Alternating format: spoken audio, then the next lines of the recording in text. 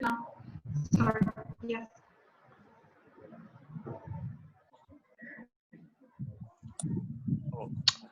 Hello to everyone who's joining. Welcome. I see Philippe has connected as well on one of our centers. Good afternoon, Diana. Nice to see you.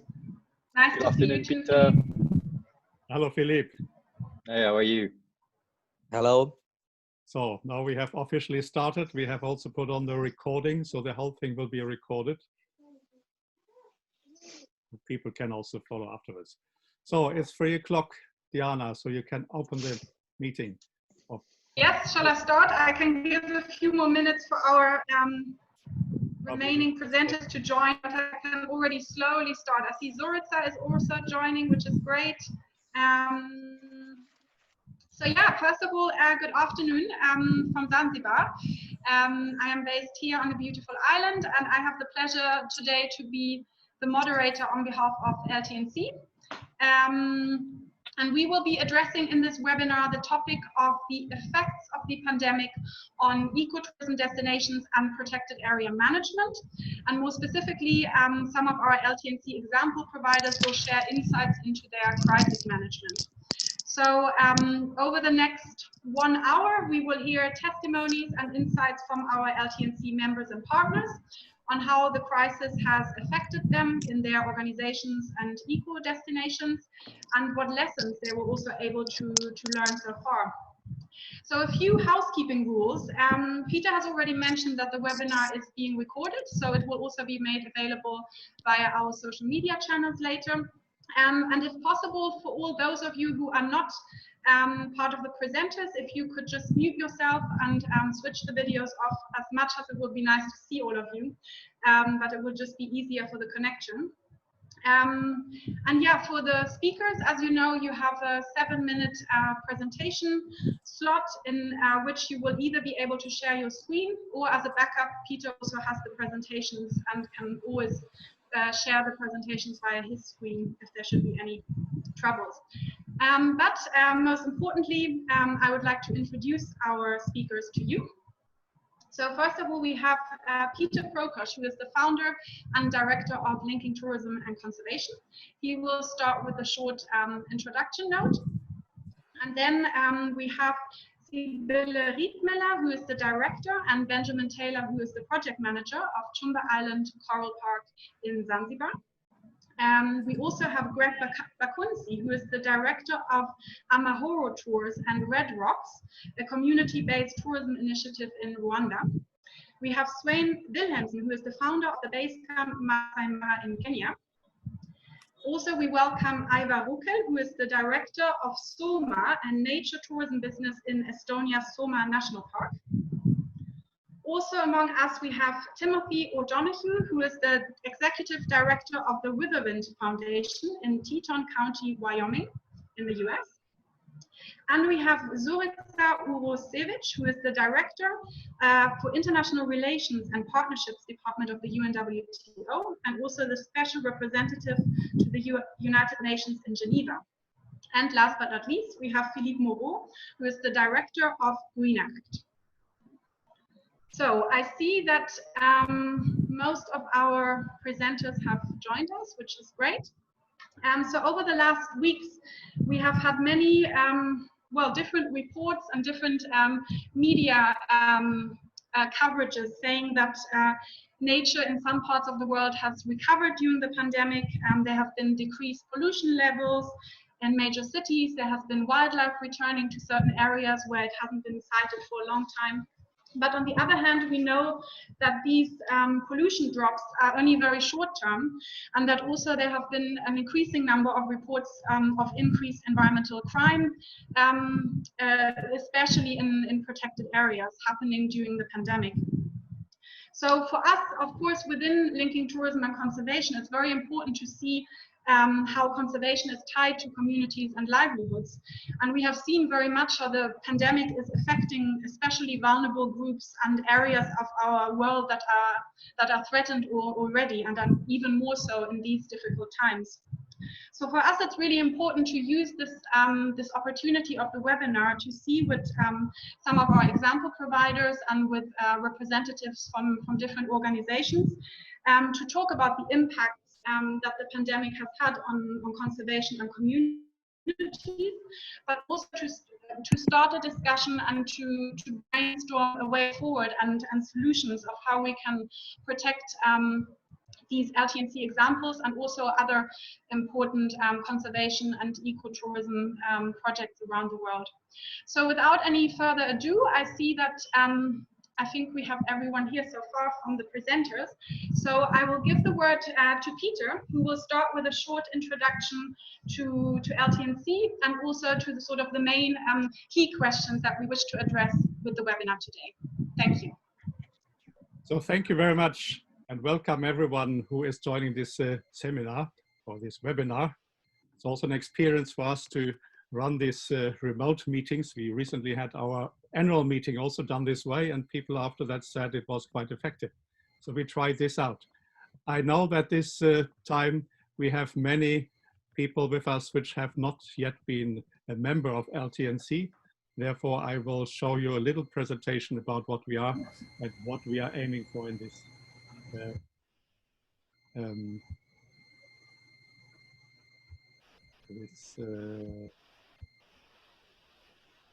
So do you see my screen already? Yes, we do.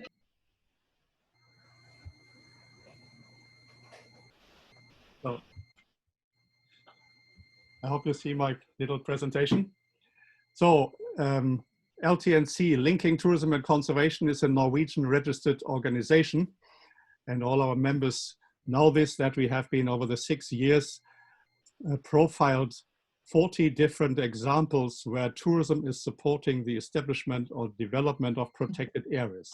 So we are a very specialized organization which supports particularly the so-called Sustainable Development Goal of the UN, number 14 and 15, which is about biodiversity. You see this blue and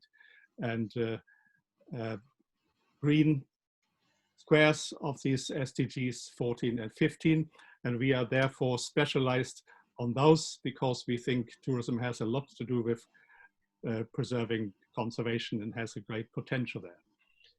This is also related to the Convention on Biodiversity, which has this special goal to get a complete network of protected areas. And all our members which have the opportunity to know or themselves have an example where they can show how tourism by ways of finances or politically or via education is supporting protected areas and thereby supporting to make this goal happening, that we get a complete network of protected areas.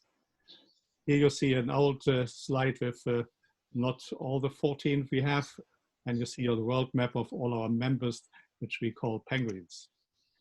So these 40 examples which we have already are extremely valuable, and there's a lot of effort which people put into that to make tourism to be a major supporting force for these protected areas. Our examples are distributed all over the world, from the Arctic to the Americans to Africa in particular, Asia, Europe, everything is there. And they're all individual and very different examples. But such positive examples need, first of all, further mainstreaming. That is one of our main concerns, that those areas are learned for, that they're more known, that they're getting be replicated. So incentives for replicating is something which we all have to work on. And one important incentive would be if finance institutions would also be aware of that it would be a good idea to finance examples or cases where example providers are replicating or coupling with example replicators. So that is one major message we are putting out. So the present Corona crisis shows that there is a lot of interdependence between tourism and protected areas. Particularly, you have many examples in Africa, and Greg Bakunzi from Rwanda, who is also on this picture, will explain you that in more detail. We had recently, and that was organized by our speaker, Zoritza from UNWTO, a very nice workshop webinar about the principal way to make tourism more related to the Sustainable Development Goals and the SDGs. And so my slide in that presentation was also that if big money is not put on tourism to rescue tourism, there should be a focus on those which are supporting SDGs in general, and tourism has that potential to support all SDGs. And from our perspective, it should be in particular the green and blue, meaning biodiversity, climate, and water. Okay. So, finishing my little introduction here, that the key questions for this webinar should be, how can we ensure the integration of the SDGs, especially for in tourism recovery? Good night.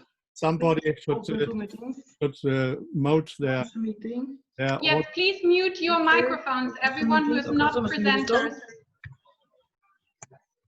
And the third issue we also deal with today is what role should digitalization play in recovering ecotourism? And altogether, how can we better support, protect, and multiply the LT&C examples we have? And you will hear more about some of the exciting examples now. Thank you very much. Back to you, Diana. Perfect. Thank you so much, Peter. That was great. I think that really set the tone of who LT&C is and what the examples are that we are supporting around the world. So on to our first example. Sibylla and Ben are going to talk on behalf of Chumba Island Coral Park and of their experience during COVID-19. So the floor is yours. Please share your screen if possible, and remember that it's 7 minutes presentation. Okay, thank you so much, Diana. Let me put on my video, which I have in the background already. Sorry, I hope it doesn't take time. Wow, yes, sorry. Oh, Ben, will you share that? Oh yeah, you put it on, that's fine. Sure. While the screen is... Okay. So it worked. While the screen is loading, just very briefly for the questions, and if you could enter your questions in the chat box, and we will have a Q&A and discussion round at the end of all presentations. I just wanted to add that. So we will have time to address all questions to the presenters. Thank you. Yes, Chumba Island is in Zanzibar, Tanzania. I think you see the picture. It is a privately established marine park and the first in the world. It is 100% financed by ecotourism from the year 2000 until this year, when tourism collapsed totally. So this was our only source of finance for operations. Shortly, my background: I have been working in the aid industry in Zanzibar and Tanzania for 10 years before I started this project. And I'm a passionate diver and sailor. And the problem in Tanzania was fishing was done mainly by dynamite fishing. And there was a lack of awareness about corals as being important for the livelihood and ecology of the tropical countries, and also a potential source of income for tourism. At the time, there was no tourism yet, so nobody understood about this. Now, I found Chumba Island to be a perfect place for a park, which I suggested to the government of Zanzibar. There was no legislation for parks, marine parks, though Tanzania is famous for parks, but not a single marine park yet. And so we negotiated a marine conservation agreement, which I can elaborate for anybody interested, like a private park, which we took over the full management. This has an island with a semi-arid forest, which is full of protected species. I mean, these are the species we have on the island protected as flagship species. On the seaside, it's green turtles. On the land side, it is the coconut crab, which is rare on the IUCN red list. These are endemic Adasdicas, the rarest antelope on the world. We translocated together with the government of Zanzibar some specimen to Zanzibar, to the Chumba Island, and Rosia terns. We did control of invasive species to restore ecology of the island to full pristine state by eradicating the rats, which was the biggest problem, Ratus ratus, which is a problem on all islands. Indian house crow. We had problems with cods, which are very voracious starfish feeding on corals, and of diadema. So we controlled invasive species. Now, effective marine park management and enforcement has a huge impact. If you see, the curve is poaching. This is fishing in the no-take area from 93 to 2018. It's come to nearly standstill. This is because of our rangers, former fishermen, did a fabulous job in protecting the reef. We trained them for 20 years to talk to the fishermen and to understand the benefits of a no-take zone, no fishing whatsoever, also no anchorage. We have now more than 500 different reef species, and they are very big. So Chumba is a reef fish nursery for the fisheries sector all around the island, and bigger fish have lots of more babies. So that's the way you repopulate neighboring reefs, and this is working. With repopulating neighboring reefs, you get a spillover effect. You see the blue curve is in the park, no take, and the red curve is around it. So the red curve would be even lower if there was no blue curve, because these are interconnected. So the fishermen around, they have better fish harvests, which makes them understand why it is good to keep a no-take zone protected fully, no fishing there interference. So we have no problems with fishermen now. They respect the park. This is quite a big impact because we are on site 24 hours, 7 days a week. Now we also had to do a lot of education programs. First with government. I was negotiating with 7 government departments for 4 years until the park was approved. Because also government, I mean, they didn't really know much about marine conservation. This was a new concept. They didn't know what corals are. In the language of Tanzania, Kiswahili, there is no word for corals. They're called mawe na miamba, which is rocks and stones. So if you dynamite rocks and stones, what's the problem? Yeah, that's what people thought. So they thought I was another crazy white person bringing in an idea which was very weird.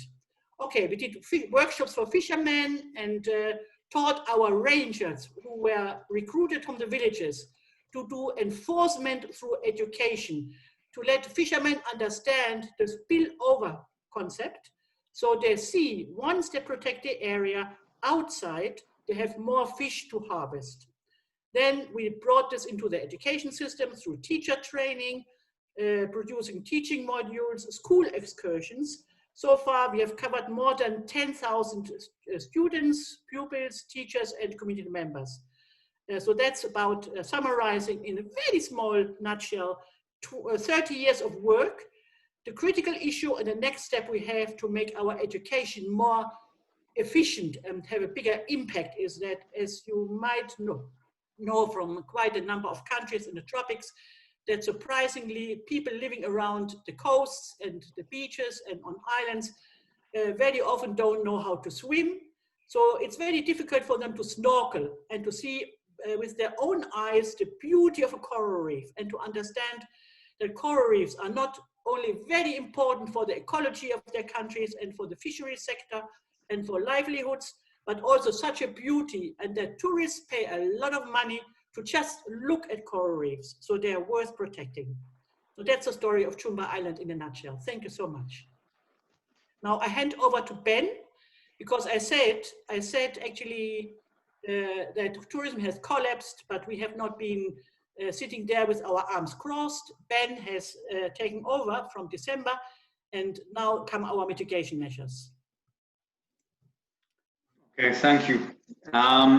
So just very quickly, so I could spend hours talking about the awards that we've won, and I just wanted to pick just to have a little bit of a example of the awards, but more because of the short time frame, I'm not going to be able to go through this as you know, as this whole section could be an hour in itself. But just very quickly, I just want to explain the timeline of the events of COVID for Chumba. So as of mid-March, we sort of had locally a complete halt of tourism arrivals, and then actually Zanzibar closed its airspace on the 18th of March. And just to really summarize this, March, April, May are when we normally get the bookings for the following season, so June, July, August, all the way through to the year. So we've really had no bookings since the middle of March, so since the coronavirus really became widespread. And just, I mean, I'm running out of time, but I just wanted to touch on the implications. So it's not only from a staff point of view, you know, 93% of our staff are locals. And there's evidence to suggest that each one of our staff supports 12 dependents. So, just by Chumba struggling, we can impact 500 people. But it's also the implication to the conservation side of things. We've got this reef that's really doing well. We've got fish that are 25 years old, all from many years of protection. And without protection during these times, it's at risk because obviously people are looking for alternative livelihoods. So that leads me on to what we've done. So we prioritize the conservation, the staff safety, and the staff well-being. For the guests, we opened an open booking system for 18 months.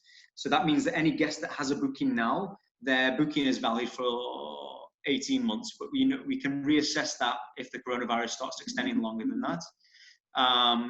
We've also, I think the first thing you can see on the photo on the right is to do some COVID education training for the staff, explain to them what the COVID-19 is and how it will impact them.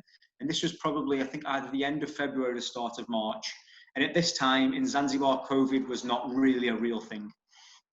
So I realize that time is running out. Just going forward, we've largely put Chumba into sort of a state of just preservation, just trying to conserve, keep the rangers at work, we're trying to keep paying the staff's health insurance, because obviously here in Zanzibar, healthcare is not a given. So, and we have a policy which covers each staff member and 5 family members. So we prioritize the conservation of our forest and our park, but also the staff's healthcare. And then we've tried to give all of our staff a little stipend, at least until the corona's finished. And yeah, we've tried to look at other options for generating funds, such as the fundraising, which I won't have time to go through at depth. And also we've been looking at ways we can do research projects, any scientific grants. So this is what we're exploring right now until at least tourism comes back and can fund our conservation and education side of the program once again in the future. So thank you very much. I'm sorry if I've run over a little bit. If you want to find out anything more, please send us an email, the 2 emails at the bottom, and we can answer questions at the end. Perfect. Thank you so much, Ben. And I'm sure we'll have time in the question and answer part at the end of the webinar to address any questions that the audience might have. So thank you, Sibylle and Ben. Now we will go over to Rwanda. Greg, if you could share your screen and present us your work from Rwanda, please. Yeah, let me do that. The screen. Yep. Is it working for you? Then otherwise I will do that. Can you? Yeah, can you? Yeah. You will share? Okay. Okay, then I share the screen again. All right, I can see that. Okay. All right, go ahead. Yeah. Greg, start your presentation. Can you all see it? Thank you. Yeah, I can see that. Thank you. Good afternoon, everybody. And yeah, thanks, Peter, for inviting us and trying also to give us a little presentation of what is happening on this part of the world. Since the impact of the coronavirus, of course, as Ben was saying, we had no bookings, and all our national parks were closed down around 13th of March. Everything was really closed down. So there was no other ways of doing that.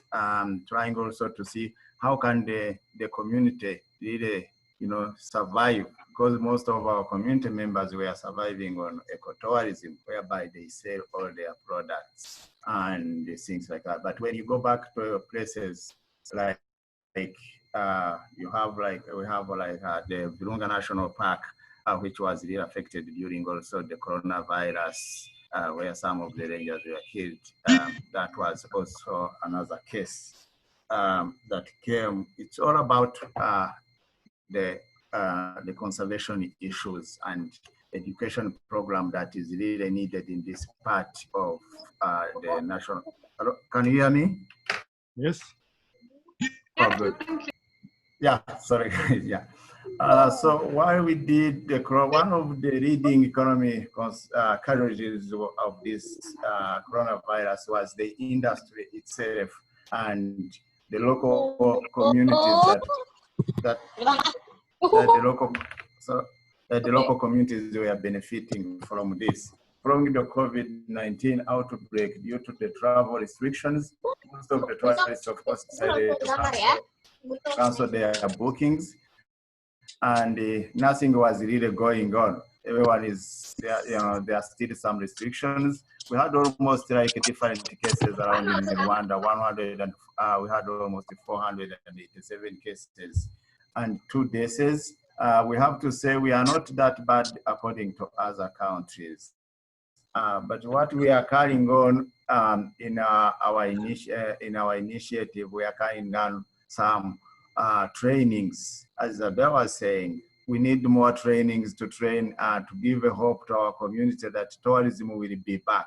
So this could be through art, this could be through tree planting, and also this should be also encouraging them that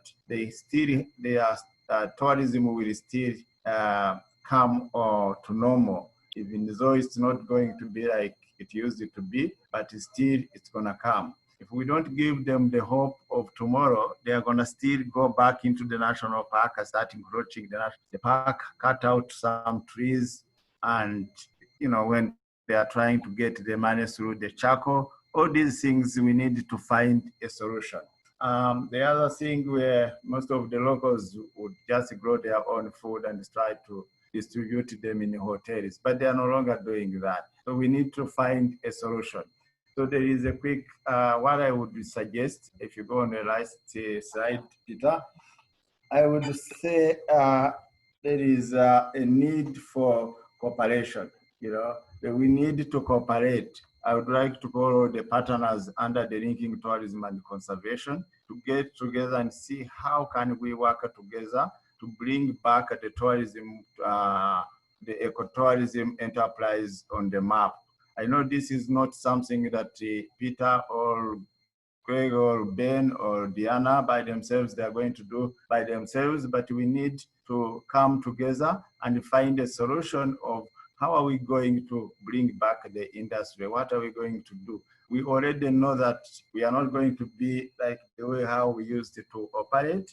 Definitely there will be a different operation where we might not even be meeting in person, like the way how we used to meet in conferences. We may be meeting on Zoom, or we may be meeting on a phone call, but we are not going to be doing the way how we used to do. But let us try to see how can we work together to bring the ecotourism back on the map through our experiences. Thank you.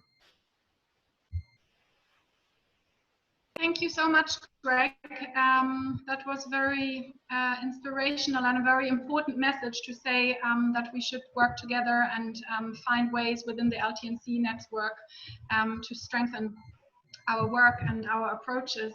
I will give the word over to Spain, and I think Peter will also be sharing his screen for this one. So the floor is yours. Thank you. Screen. Thanks a lot. Hello, everybody from lockdown Oslo, Norway. Peter, if you put up the first map, is that possible? I will share my screen. Yeah, I'll start while you wait for it. So 2 words about ourselves. We've been working in Masai Mara, Kenya for 22 years. I spend about half my time doing the ecotourism. We have 4 camps there. And about the other half of my time fundraising for the greater Mara ecosystem. And I will try to focus during the presentation on some of the strengths and the weaknesses that the corona has clearly exposed.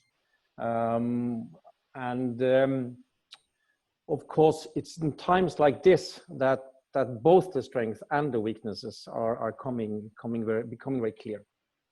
So where are we? Down in the left corner there, you see the Masai Mara, and I think the first emphasis is an obvious one. We are part of a much greater ecosystem, the Mara Serengeti, and the interdependence is of course great. And in my view, we should have much stronger cross-border intergovernment cooperation than we have today. If you put on the second one, Peter, thank you. So if we move now to Masai Mara, then if you understand this one, you're really good. I'm still struggling to understand it. It's extremely complex. Only about half of the biological area is protected. It's about 3,000 out of 6,000 square kilometers. And all of that 3,000 that's protected, half of it is a national park and half of it is where we operate. If you can see the brownish color, that is the community-based wildlife conservation. It's about 1,500 square kilometers total. So that is what we're doing. It's a mass mobilization of local Maasai because the land has been privatized, and that's the key point. Over a period of about 15 years. So we are community-based and we operate on land owned by the local community. That means it's actually a very bottom-up model. It's very decentralized. You could say it's quite democratic. And if you take me to the third slide, Peter, thank you. Here you see a little bit of the impact. So there are 15 operational conservancies under an umbrella membership organization. That means we actually have 14,500 local families. That's more than 100,000 people that has become member of this movement. And if you look at it from a only financial point of view, we paid out $5 million last year in lease fees for that land. This year, the plan was to pay $7 million, and now everything has stopped. But that's only part of the package. I'll come back to that. Now, this model has now been scaled on a national level under Kenya Wildlife Conservation Association, 12 regional areas, and now you talk about 930,000 families owning 11% of Kenya's landmass. And this has come together over the last 7 years. So it's actually an enormous scaling of ecosystem protection. Can you give me the fourth and the last one, Peter? Now, of course, as we all do, we try to get these positive feedback loops between tourism, wildlife protection, and livelihood improvements for the people. So the role of tourism in our case is, first of all, to secure lease fees, and that's fixed lease fees based on a long-term lease contract, 25 years we're now working on.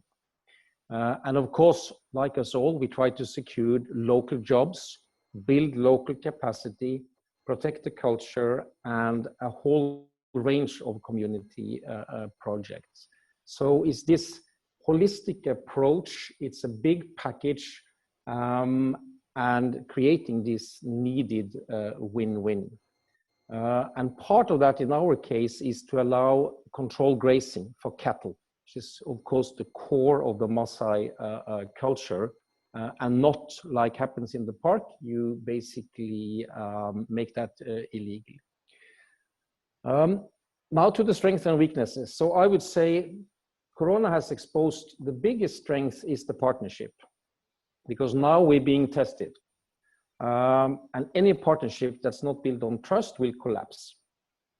And I think it's this holistic model that so far has not collapsed it. The weakness are mainly two things. It's a total dependence on tourism. We have not been able so far to create major alternative revenue streams. And there is no resilience fund that can capture a situation like this. So that means tourism going down, we are in deep trouble. Which leads me to my last point, Diana, is so how do we manage this? At the core of it, it's a cash crisis, because if you don't have the cash, you can't pay the leases and the whole model collapses. So the first effort is to fundraise grants for management of the conservancies. And we strive at 12 to 18 month grant funding. We need minimum $1.5 million, and we're about 2/3 on the way, but time is extremely short. And secondly is for the tourist investors to guarantee 50% of the agreed leases and landowners to accept 50% reduction. That is approved by the landowners. It shows a big, big buy-in. And I also like to emphasize here that from all the income that the TPs have in normal times, about 25% of the gross income goes to conservation, which is a very high figure. So it shows the tourist partners' commitment. And the third and the last in this package is to increase the communication, to increase the cooperation, to try to keep the positive perception alive for the model, and of course to present it globally as a brand for the future. So let me stop there by just saying the two biggest, I think, problems still ongoing in our case. The first one is to get the long-term incentive program right for the local landowners. And I think this will just explode with the big population growth in Africa. We see it now with land division, buying and selling of land, etc., etc. I think that's the first one. The second one is cash. Long-term financing is lacking. You have volatile tourism, and you have very often either donor-dependent funding or short-term grants. And none of that is compatible with the long-term horizon that we all desperately need. Yeah, so that's my little introduction before the Q&A. Thanks a lot, Peter and Diana. Thank you very much. Thank you so much. That was very insightful to see the strength and the problems that have appeared throughout the pandemic. Thank you, Svein. And now it's on to Estonia, to Ivar, to please do your presentation and to share your screen with us if possible. Thank you, and let me try if it works. So it's been a pleasure to participate so far, more than 30 minutes to listen to these stories. And of course, my story, my presentation will be a bit different. It's also from the different part of the world, from Estonia. And I would like to tell you an example from the few weeks ago, how our national parks and protected areas had a celebration of European Day of Parks. And just a little bit about myself. I am running a small tourist company. We are just 3 people. So to tell director about myself, it's maybe too much. So I rather call myself partner. And also I am doing the guiding myself. So it's a small business in one of the national parks of Estonia. And you see also the other logotype here, Visit Sooma. So Sooma is a name of our area. It is located southern part of Estonia. So if you ever want to visit us, you could either fly to our capital Tallinn or to the capital of our neighbors in south, Riga, or why not north in Finland.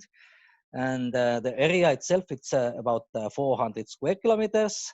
It is a peatland, about 12,000 years old. So after last ice age, this peat start to accumulate, and now since 26 years ago it is a national park. So, and this is where we do our tours. But about the European Day of Parks, it is celebrated since 1999, and it is coordinated by Europark Federation, the federation that covers most of the biggest protected areas in Europe. So every year this day is celebrated, and there is also a specific theme that is been picked by Europark, and quite remarkable that this year we are celebrating the health aspect. So healthy parks are fundamental for health of ourselves. And we found ourselves not only in Europe, but also in other parts of the world in this health crisis. So it also meant that for most of countries in Europe, they just didn't celebrate the day of the parks. Some other countries, they instead of offline walks, they transformed their events into the online events, webinars like ours, or virtual tours and so on. But you can see also quite many dots here in Estonia, and actually quite a nice difference between our country and our situation with a corona crisis has been that we have been affected not as much maybe as most of the Western countries. So our protected areas that are here on a screen that make up about 1/5 of the country, this has been used quite a lot during this lockdown, and local people, Estonians, have been visiting very much our trails throughout this corona spring. And also for this 24th of May, already like a month before that, all this process of virus getting lower started, and proactively some of our nature guides initiated such a movement. So the idea came from Lahemaa National Park in the north to have a kind of guided trips, so very small groups, keeping still the necessary 2+2 regulations and the distances. And we succeeded with this, so that in 35 protected areas, about 60 events was organized, and totally like 770 guests joined these guided walks of local nature guides. So here are just a few examples. You can see some of our landscape. So this is one of the oldest park, already established in the Soviet time. It is a peatland as well, but on the photo here, some nice spring. This is a photo from our national park. So this is what we do mostly during summer half year, canoeing on the rivers.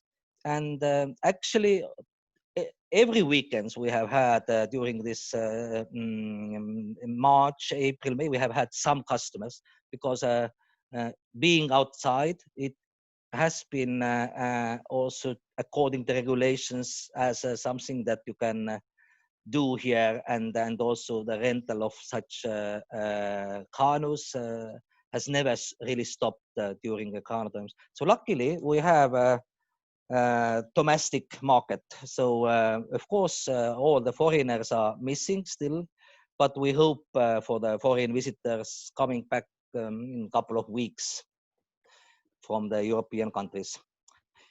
And here the photo from 24th of May from the oldest of protected areas in Estonia. It's a Vilsandi National Park on the western edge next to Sweden. And the first protected area there on the islands of Vaika was established 110 years ago. So still in a time when Estonia was part of Tsar Russia, and first bird sanctuary was formed by local bird enthusiasts on these islands. So this year, Estonia is celebrating 110 years of the conservation.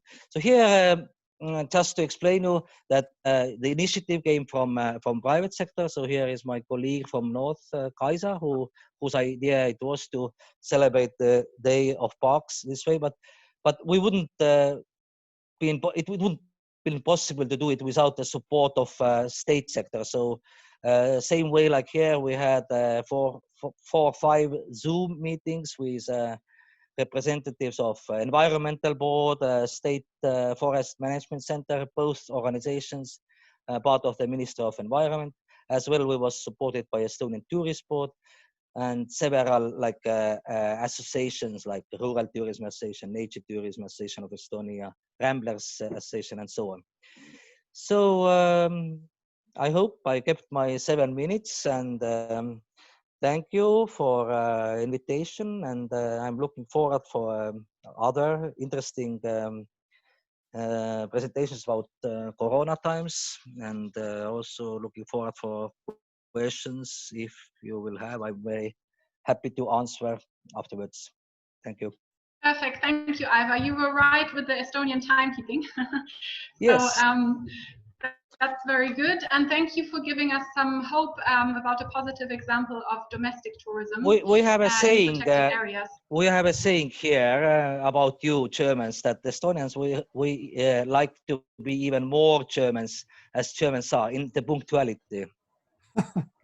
Very good. Well, you've just shown us that this is the truth, at least for the presentation. So I will give over the word to Tim now to present his initiative, please. All right. I am going to screen share. And do you see the screen? Yes, great. All right, let's go to slideshow. All right, so I'm speaking from Jackson Hole in Wyoming, which is in northwestern Wyoming, in northwestern United States. Our land base is approximately 4,200 square miles or 1.1 million hectares. So it's a large area that our county is made up of, and it includes all of Jackson Hole and the southern half of Yellowstone National Park. The year-round population is approximately 23,500, and our summer population goes up to 68,000. And you can see our visitation in Yellowstone and Grand Teton is in the millions, 90% of which comes in the months of June through September. And 97% of our lands are federal lands, so it has some level of protection, with national parks being some of our greatest levels of protection, along with wilderness areas as well. So that's sort of a characterization of our destination. I just saw in the news, the United States now has passed 2 million positive cases of coronavirus. Our county has contributed 100 of those. 99 of the people that have confirmed cases of coronavirus have recovered. One person, unfortunately, has passed away. We have no active cases currently, and so our unemployment went up from 2%, which is pretty low, up to 19%. Now it's dropped back down to 5% as we have been reopening. Maybe of interest to all of us who work in the area of conservation is that we have quite a few nonprofits in Jackson Hole, over 200, believe it or not, with just a population of 23,500.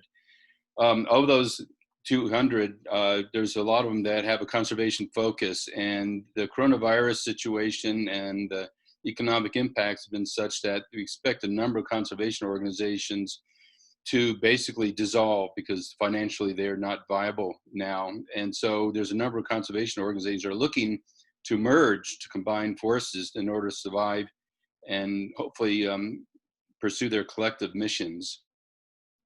Our current situation is, in our national parks are the main attraction to our part of the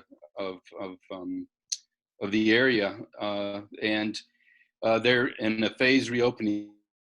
They're now in phase 2, which means they've now opened for campgrounds and visitor cabins for accommodations, and then there's takeout food service only and limited visitor services. And they're working toward phase 3, as you can see, which is returning close to normal operations, and that is all dependent on how many cases are occurring that are positive cases of coronavirus. In our non-federal lands, which is essentially 3% of the rest of the land base, you can see we have a phase reopening. We're in the stabilization phase, which means we're implementing economic measures as well as continue with public health measures to manage the destination. And this next slide shows where we are. We have an orange a color coding to show where we are with our public health management of the destination. We're now in the orange level, which means we're still not allowing congregation of people greater than 10. We are still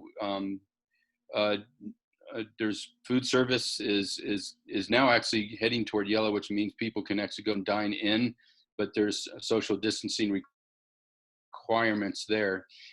Surprisingly, our lodging occupancy is 90% of what it was in 2019. So I think that's an initial response to people feeling that they're confined and wanting to leave the confinement and enjoy the great outdoors and recreate. We don't expect that lodging occupancy to continue at 90%. I think it's going to drop down to about 50% of 2019 in the couple of weeks to come.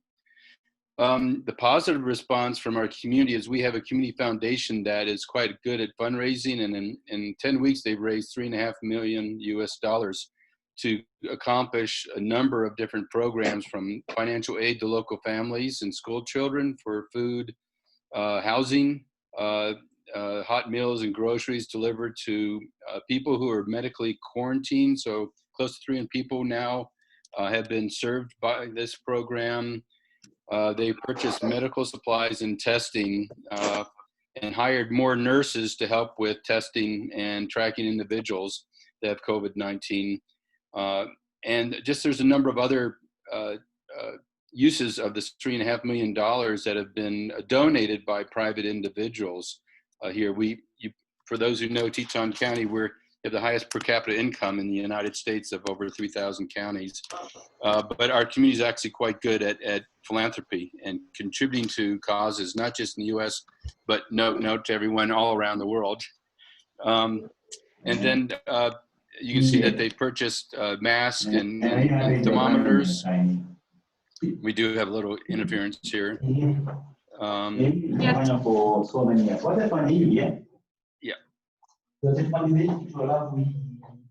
Yeah, so if that can be muted, that'd be great. So, quickly, what are the challenges and lessons we've learned? Is we fully expect a second wave of infections to occur as their visitation increases. We don't expect to have 3.5 million visitors this year, but we wouldn't be surprised we will have 2 million. So probability says that some will be coming that are infected with coronavirus and may not know it. So we fully expect a second wave of infections. Our biggest challenge is not necessarily with local people, although there are residents who refuse to wear masks and follow social distancing, but we want to be able to communicate to our visitors in a coordinated, unified way that we expect them, we don't require, but we expect them to wear masks, practice social distancing practices, and generally be respectful for other people. Staffing concerns is a real concern. Our community is reliant on J-1 visas. Those are usually university-aged young adults that come from primarily Eastern European countries that come to work here from June through August and September. And the number of people that we typically have come with those work visas has declined by over 90%. So we have an extreme understaffing situation for businesses here. Some businesses are not opening up because they don't have the staffing. We're also concerned that the summer seasonal staff that we hire from within the United States is coming from population centers where there are currently infection hotspots. So that's a concern and challenge for us right now. For our economic recovery, we need to define what that is.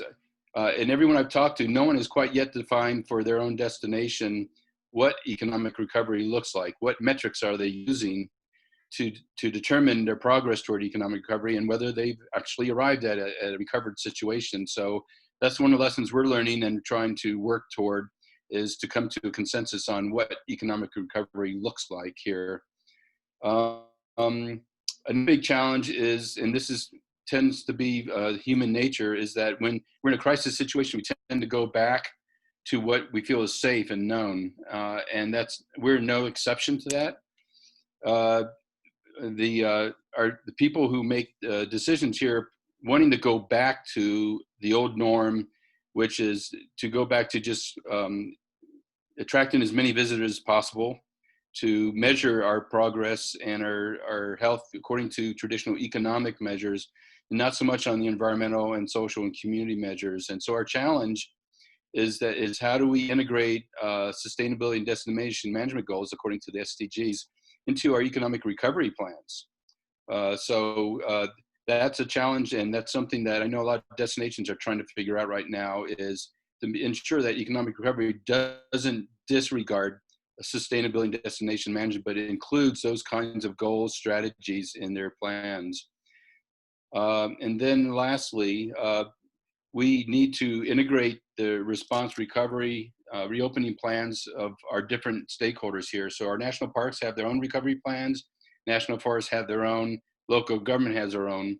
They don't necessarily work completely well together, and that's part of the challenge and opportunity we have here in Jackson Hole, is how do we work together in a unified way, knowing that there's political jurisdictions that differ. And then lastly, our economic recovery task force that we have in place and that I'm part of, how do we evolve that into actually being a destination stewardship council going forward? So it's not just about this body having a very finite lifetime of ensuring that we've got our way going forward to recovering economically, but how do we go beyond that to continue to work toward sustainability and striving toward the SDGs? So those are our challenges, or some of our challenges, and some of our lessons that we've learned so far. Thank you. Thank you so much, Tim. I think you've touched on many points that are very relevant for all of us and that we are discussing right now. And I feel like it's also the perfect transition over to the next speaker, to Zorica from UNWTO, because I believe for you, the question of integrating the SDGs into tourism recovery plans is also very much at the forefront of your agenda these days. Zorica, do we have you in the... Do we have you there? Will you be? Yes. Yeah. Okay, I see you now. Perfect. Can you share your Thank screen? you very much, Diana. First, thank you to all, because you really, what I have seen and listened to is really inspirational, and we all have been in the same situation, lockdown. Some of you more lucky than others. We live in cities, so it's not the same as living in these beautiful places, even though I totally understand the difficulty that everyone has gone through. And I think, Sibyl, I looked at the comments while listening to the presentation. Sibyl, you're totally right. We're not in the same context today for domestic tourism and shifting from domestic to international in least developing countries or LDCs or LLDCs. This is really a very severe impact for those populations. I will share a few insights which are really more global than specific to a place, but they do not differ actually of what each and everyone has said. Do you see the screen? Yes, nice to see. Okay. So we are speaking of a massive loss in terms of revenue and a massive loss in terms of jobs losses. And I think this is certainly the most severe crisis that the world has faced, but as well, when it comes to tourism, these losses has as well highlighted the importance of the sector. And I think that never before tourism was at the heart of any socioeconomic discussion and recovery at the government level, which is not the most important, but it is the most important, because it's from the policy making as well that each and everyone can benefit and have a positive impact. This is just a snapshot of the impact observed, and we can see that the decrease has been quite intense for the last quarter. And the forecasted scenarios, we have 3 for the moment, depending on travel facilitation, on the opening of borders, and we are estimating a loss between 58 to 80% of number of tourism arrivals and of course of tourism receipts. So it's really an extremely impacting, it's not a very positive scenario, but it's quite real.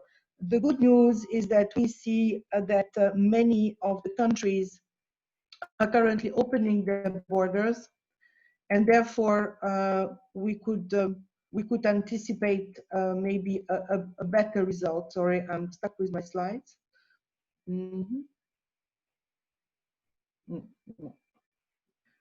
Sorry. I'm sorry, my PDF sometimes is stuck. Okay. So here what I have tried to project is the context in which we are.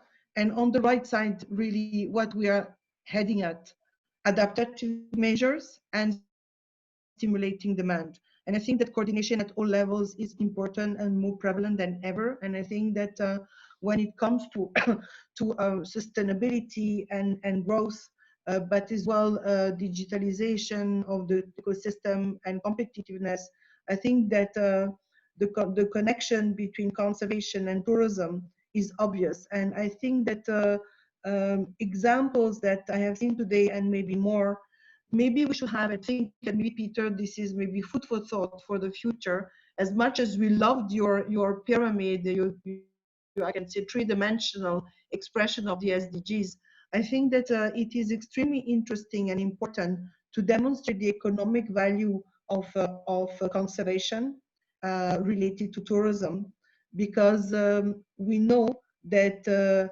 enterprises are only investing in sustainability when it contributes to their own competitiveness.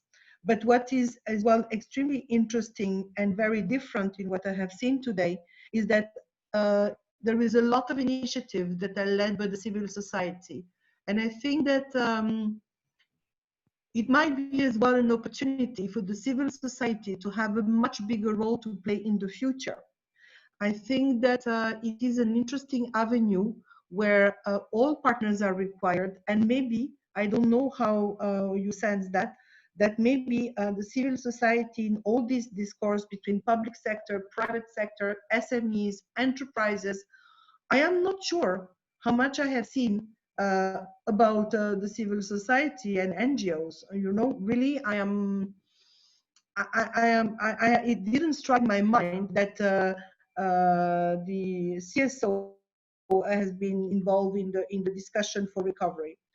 This is just a snapshot on that what you will kind of find on our website, and what are the tools and monitoring we have produced, quite comprehensive, in which you are absolutely welcome to take up and get inspired. And our recommendation really is first, what we ought to do is to really support government to better negotiate financial and fiscal support to the people and to the enterprises. And of course, this integrates as well social fraud protection, because we know that 60% of employees in the tourism sector are in the informal sector. And even a lot of the workers, I'm sure that that even relate to the parks, are in this context and situation. So therefore, government support is the only way to survive, because there is no provision and reserve when it comes to enterprises and tourism enterprises to be able to sustain livelihoods. So inequality and the SDG 10 has been really at stake, because this inequality gap has even plunged compared to before. I can say poverty level have really increased in many destinations because of the loss of livelihoods.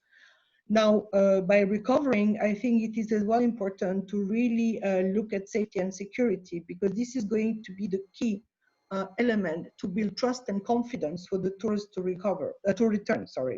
But everybody wants to come.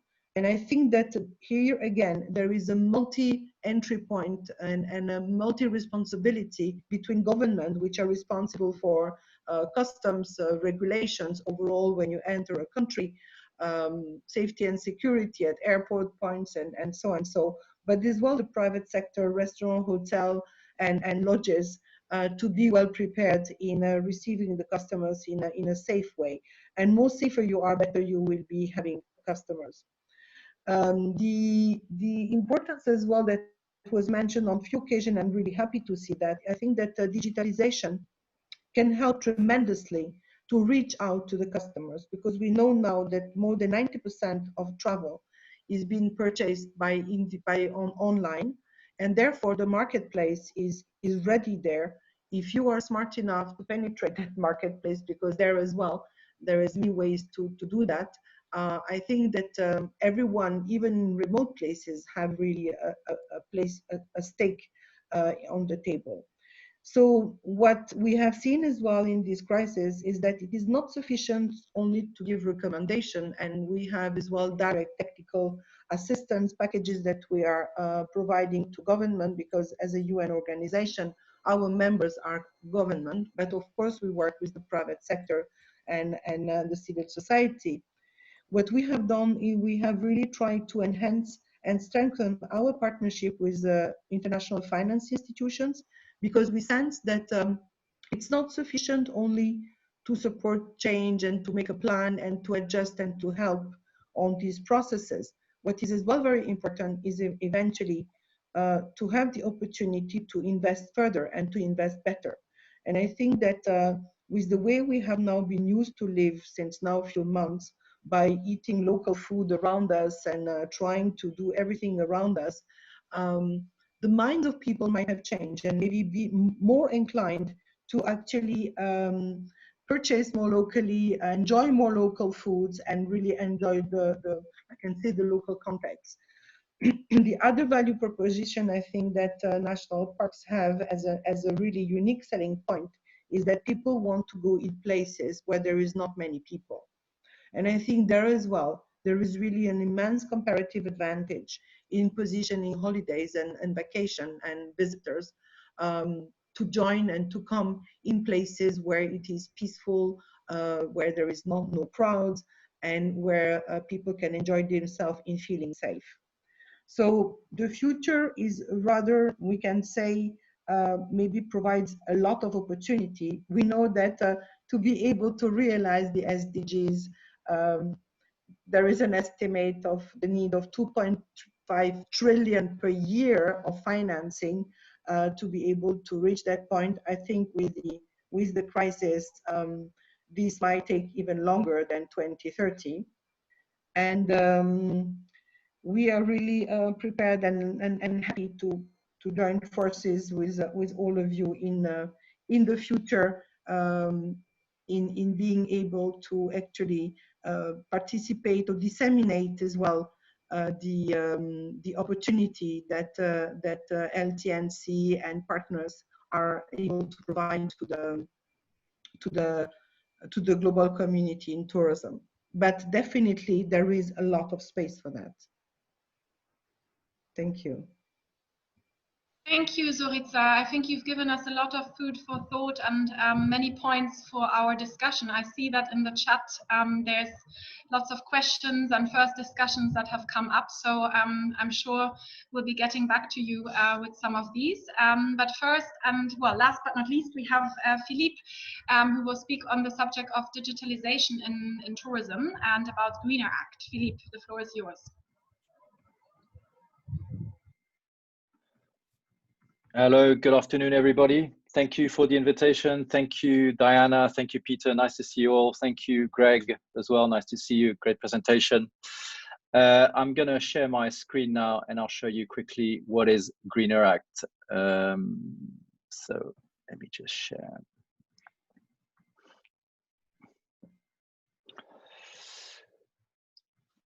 So Greener Act, travel and act in a more sustainable way. Our mission is to improve the livelihood of local communities and protect the natural environment while contributing to the SDG by traveling and acting in a more sustainable way. Our vision is when transformative travel meets sustainable development.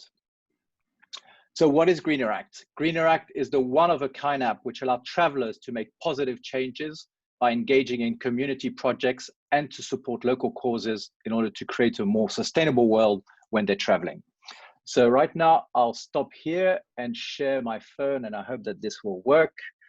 Sometimes it doesn't, but hopefully this internet connection is good.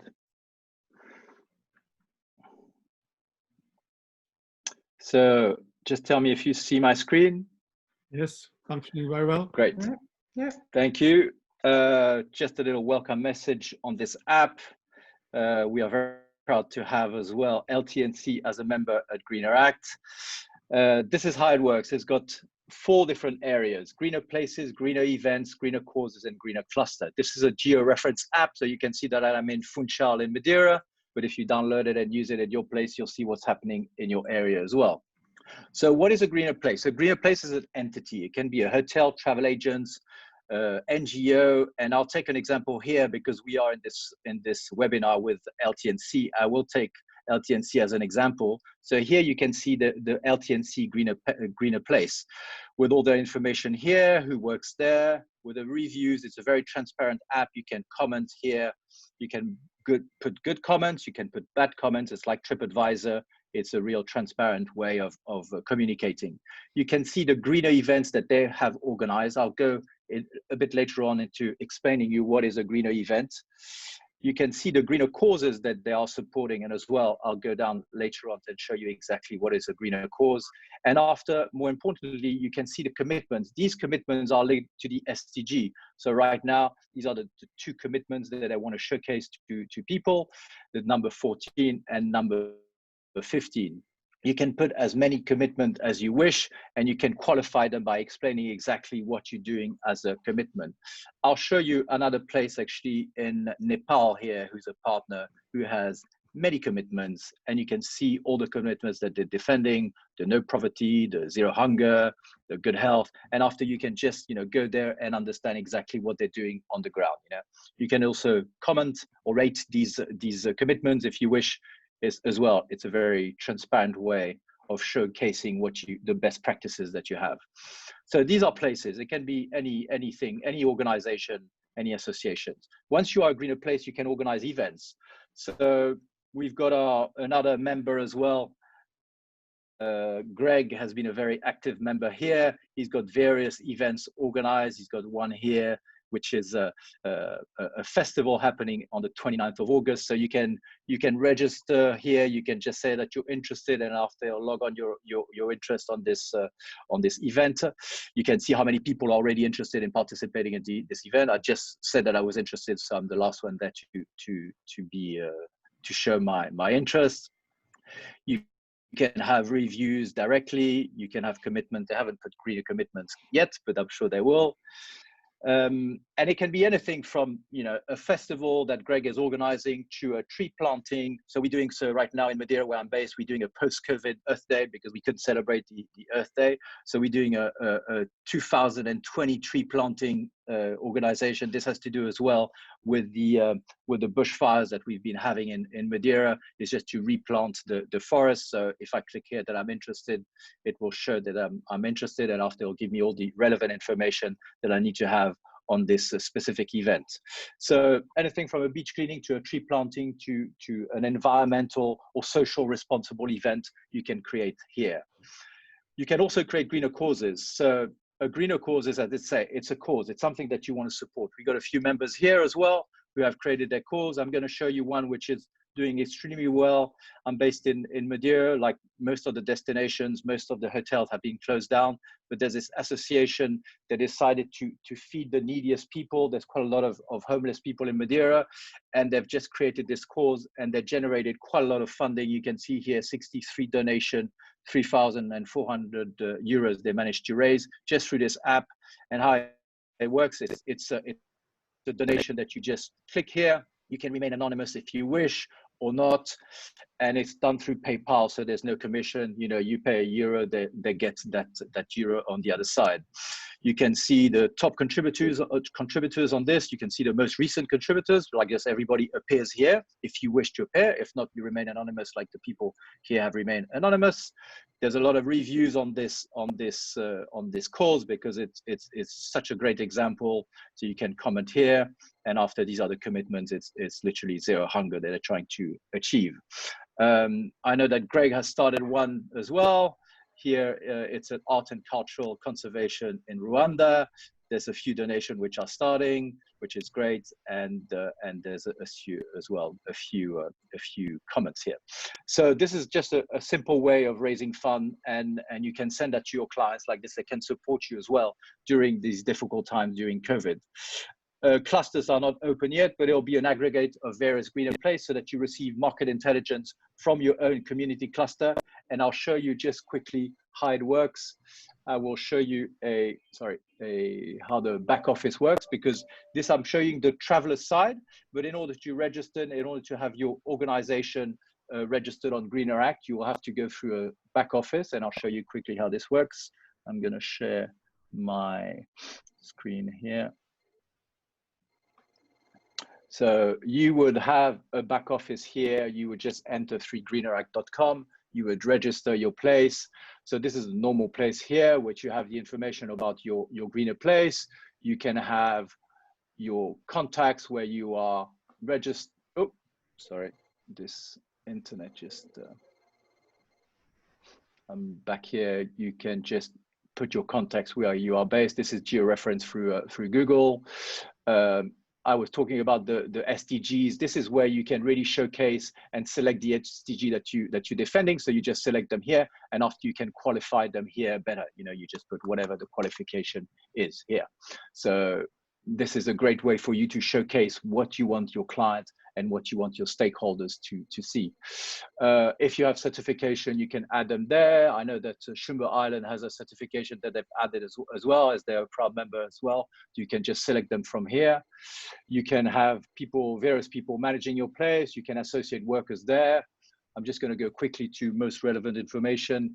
You can have digital dashboards as well. This is your performance indicator that you can after share as you wish, either on Facebook, on LinkedIn, or as a normal link. And this really shows you what you're doing during the month, you know. So right now, this one, I've organized a charity walk that I'm actually participating this weekend. We want to raise some money for this specific cause. Right now, we haven't raised too much. We have raised €8, but the cause finishes by the end of this week. And it shows you exactly your performance indicator from one month to the other. It shows the SDG that you're defending, all the information that you have. So this is quite a relevant way to share as well with your stakeholders. And finally, I'm going to show you, because I've got another 40 seconds. I know, Diana, you're keeping very... Yes, I am. Finally, I'm going to show you the webpage where you can have all that information. It's called greeneract.com. You've got all the information I just mentioned here, our vision, our mission, our vision, and how you can download it from Google, from Apple, and from Google Play. And right now as well, you've got the presentation that I just showed you. You can just download it here. Once you're registered, you'll register as a member login. For your first registration, you can just go here as registered now. It's in Portuguese, in English, and I'll be available for any clarification if you need some. And I've just finished my 7-minute presentation. Wonderful. Thank you, Philippe. That leaves us with 15 minutes for our Thank you very much. For our Q&A and discussion. And Zorica has already indicated that she will be leaving us soon. So I would like to take the opportunity and to direct some of the questions that we've had in the chat to Zorica and to UNWTO. So I will read them out, Zorica, and then you can see how much time you have to reply. So the first question is, if UNWTO could also advise and support least developed country governments to create fiscal incentives and even subsidies to companies to offer budget packages to the local market, so that there would be at least some business and staff can be retained. And I will also add the next question, which was how UNWTO can influence financial institutions to support, first of all, those kind of tourism which supports the SDGs and ideally our LT&C examples. Diana, I could not hear the first question, but the second one, I will start with the second one. Actually, you know, we are with the IFIs, we are just an intermediary, I can say, because as you know, international finance institutions, they lend to the central government. They don't even lend to the tourism ministry. So it is the finance ministry that is negotiating. But in some countries, the tourism ministry is very much, I can say, and sometimes integrated with the environment ministry. And these times that is more chances that wildlife conservation is really fully included in those plans.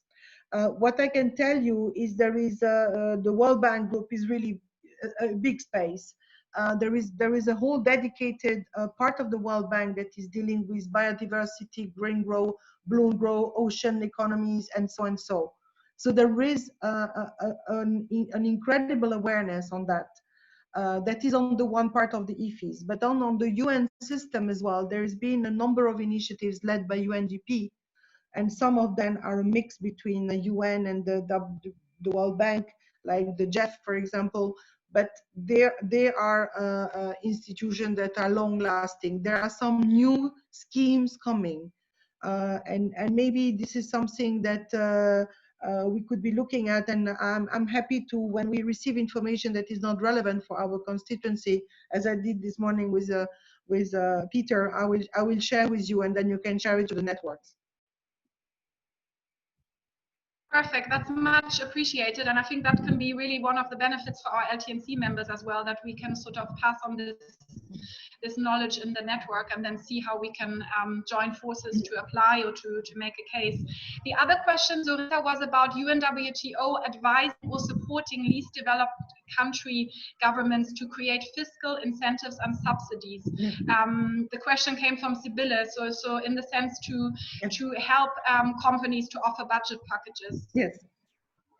Actually, this morning at 10 o'clock, I was part of a conversation for least developing countries and tourism, organized by the World Trade Organization. The entity is called Enhanced Integrated Framework. It's MTPF for Aid for Trade. And actually, 42 out of 47 LDCs have tourism as a key sector for development. If not the first sector identified, but the second. In LDCs, even though the market share against the world is about 2% of world tourism arrival, is 80% of services exports. So it is an extremely important sector in the economy, and of course for livelihoods and jobs. So the way that, as I said, as we cannot demand or ask the World Bank to give money for this or that, but we can influence, and this is what we have been working the most with the tourism ministers, to empower them to have the right discourse with the finance ministries and the institutions for negotiating packages. That's the answer. Thank you. Can I follow up on this? Yes. Within the UN organizations, and the whole world has been decided to go for the SDGs. So that is the overall agreement of the whole world. What makes UNWTO reframing or to not entirely focus on tourism, which is supporting the SDGs, but to try to promote general tourism? Why can't UNWTO not have a total focus on that kind of tourism which is related to the SDGs? Peter, I think that here again, we are not a normative organization. We don't have the power to impose. And actually we try our best, but you know, when the member states, the people we are talking to, the enterprises around us are not fully integrating this dimension, we can't impose it. So, you know, it's like mass tourism. Sometimes, many times I have the question, I say, what do you do to help places not to be destroyed? I say, I'm sorry, we as an organization have very clear rules on site management, carrying capacity, sustainability criteria, and so, but you know, we are not the one in the country implementing. But what I can tell you is there is quite a reassuring message, and there has been now an emerging trend, and I did invite you to this webinar. There is a real appetite and desire to really move forward in integrating more and connecting more sustainable development goals and tourism. So it's yeah, actually, thank you so much for your contribution. It's very important. And if you can be an intermediary between governments and the financial institutions, that's great. However, governments sometimes, you know, if they're so cash strapped, because the tourism income was the most important one of them, the income they had, which guarantee can we have that that money is passed on to the tourism sector so that they can create budget packages for local tourism? You know, there's sometimes no likelihood of that money to be used, not just to fill the holes which are created by the collapse of tourism, but to support companies. Yeah, because in our country we have zero incentives for companies. Yeah, in contrast, tax authorities are getting sharper because they are trying to make up for the loss of tourism by squeezing even more those few companies which are still alive. Yeah, so that's the reality. You're putting me in a very hot seat. We can't do much. Yes, You know that. But I understand. But Sibyl, I understand. You need to take it out. It's totally understandable. But in case there are things coming up in the countries where you are, and in Tanzania in particular, I will check and will revert to you. Thank you so much. I'm not promising, because I'm not usually working on country level. But in case something comes to my radar, I will hint on it. And congratulations for your initiative. Thank you. I'm sorry, I really have to leave you now. We have a call with the office, but looking forward to catch up. Thank you so much, Zorica. We appreciate it a lot. Thank you. Bye. We will also address one of the other big points that came up in the questions that you were asking, and that's the rise and strengthening domestic tourism. So we've had some great examples from Estonia, from the US. Tim also mentioned an example from Slovenia, where there's a real rise of domestic tourism that is now supporting protected areas. On the other hand, we had some comments about least developed countries where there might be the willingness for domestic tourism products, but actually not the necessary financial resources. So I wanted to ask the presenters if you have any ideas or comments from your experience, what you can put forward to our audience. Who would like to start? If you might raise your hand. Diana, yes, I'm not going to contribute because I need to go. I've had a time limit as well, and I'd like to thank you, and I'd like to thank Peter for this great webinar. It was very inspiring, some great presentation, and but I need to go now. I've got a board meeting, so thank you very much. No problem at all. Thank you, Philippe. We'll keep in touch. Thank you very much, and regards to everybody. Bye. Thank you. Bye bye. Sibylle, yes, you were raising your hand. Actually, as Chumbo, we are already offering free trips to the island for local students and teachers and community members, which is for domestic market, of course. And this is subsidized by our international tourists. So for Chumbe, I think we are doing this already because we are not for profit. But I'm now speaking also on behalf of the Hotel Association of Tanzania mainland, where we have this dilemma that many of our members want to do something for the local tourism market. Yeah. But the point is that the taxation levels and the costs are so very high, and there's no incentives, there's no tax breaks and nothing for them to be able to offer budget packages. It would just add another cost to their operations. So they are forced to close down and find ways of retrench their staff. They have no other option because they're totally lost their income. So they need support, at least by government giving them some tax breaks and incentives to at least keep open part of their facilities and retain part of their staff so they can create packages which are accessible to the local market, which would be much, much, much cheaper. Because remember, Tanzania has always been aiming at the top end market, and in the choice of investors they're allowed to invest, they go for those who go up end, top end, yeah? Very expensive and low density, which of course was something which was recommended around the world also by IOCN. But the backside of this is now that the top end is always international. There is no local top end. There's not even a local mid end. There is a local low budget. And you cannot switch from top end or middle end to low budget. That's impossible. Some local small lodges managed by the owners, they try very hard, but they need support to be able to do that, you know. So that's basically meaning that you are on a total lockdown of tourism in Tanzania, which we have been witnessing for the last 2 months.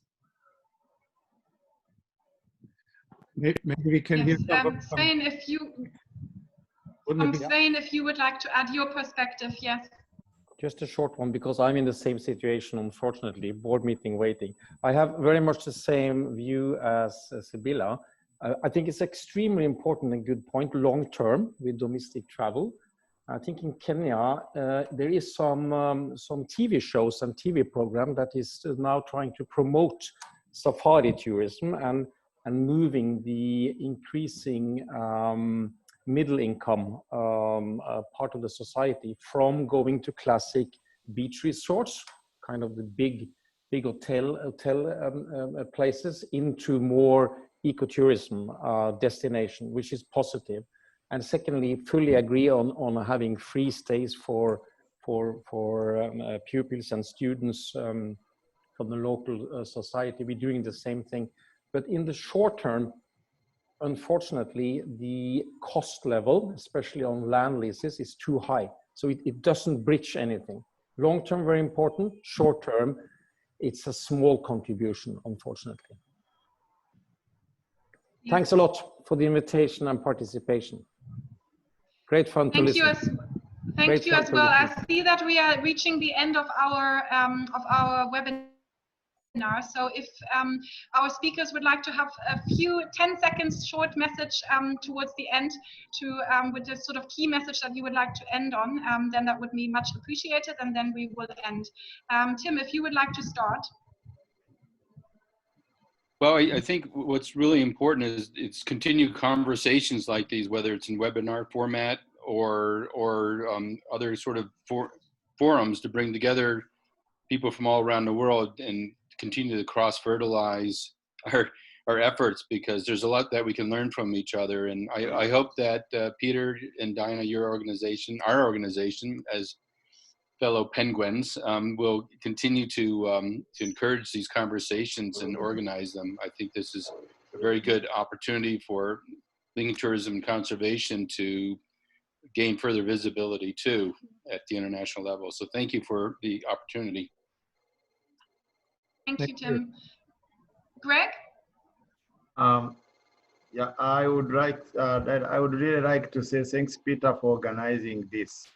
It's always great to be in a circle of different people with different perspective and vision on the tourism industry. You know, we always get to learn a lot, and I would encourage you to do this regularly.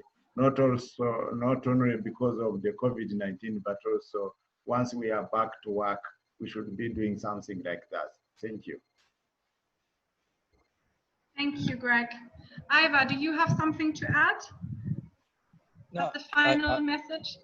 I do agree with all the previous ones. Thanking you who organized this. And of course, I mean, this is not over. We are just have seen something during last 3 months, which is what we never seen before. But who knows what comes in the next half year? And of course, this type of network it's very valuable for supporting each other. Thank you, Iva. Ben, do you have another comment on behalf of Chumba? No, I think I'd just like to say thank you. Thank you to you and Peter and LT&C and everyone listening. It's been a pleasure, a bit on my side, but it's still been really inspiring and really great to see other people doing great things. So thank you. Thank you. Peter, I will pass the word on to you because I know we've already exceeded the time limit. So yes, some final words from your side. Thank you, Diana, for the great moderation of the whole session, and everyone for their presentations, and also those which had not been able to raise their words for their comments on the chat. We in Linking Tourism believe that we have a real global network of wonderful people, wonderful examples how tourism can engage for conservation. And it is also our job to, what has been expressed by others, to try to create and to facilitate synergy between our different members, which are coming from both conservation as well as tourism, and also through the different levels of society. So there's great potential for what is called cross-fertilization, as Tim has said. So if it is wished, we can soon also try to run another webinar where we probably get also other example providers at the world. I think we had at this seminar had an important point on what could probably be quite crucial for Africa in particular, to learn from the US or from Europe, where it is easier to raise domestic tourism and get more independent from international tourism. That is certainly something which we should discuss further, in particular focus on Africa. The other issue which I'm very convinced of is that know that governments like the EU, for instance, has now a package of 20 billion euro per year on biodiversity within their greener package. And that money is also concentrated, and also other governments are putting huge amount of money to rescue tourism.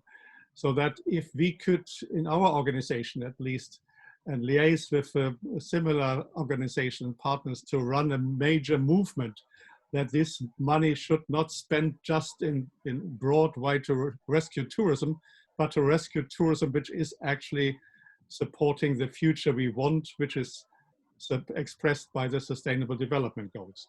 It needs to be more concrete that the good tourism needs to be supported, and that need to be a movement. I think we should be all very passionate about that, and try to, together with others, raise that campaign that the money should be much more targeted on those tourism which is supporting SDGs, in our case, particularly the biodiversity supporting SDGs. So that's my hope, and I'm very open to run a next webinar on this if we get further ideas from our members who would like to present their experience. So thank you very much all together. It was a great experience. Thank you. Everyone. Stay safe and healthy. All the best. All the best. Bye-bye. Until next time. All the best. Bye. Bye, Hans-Peter. Bye.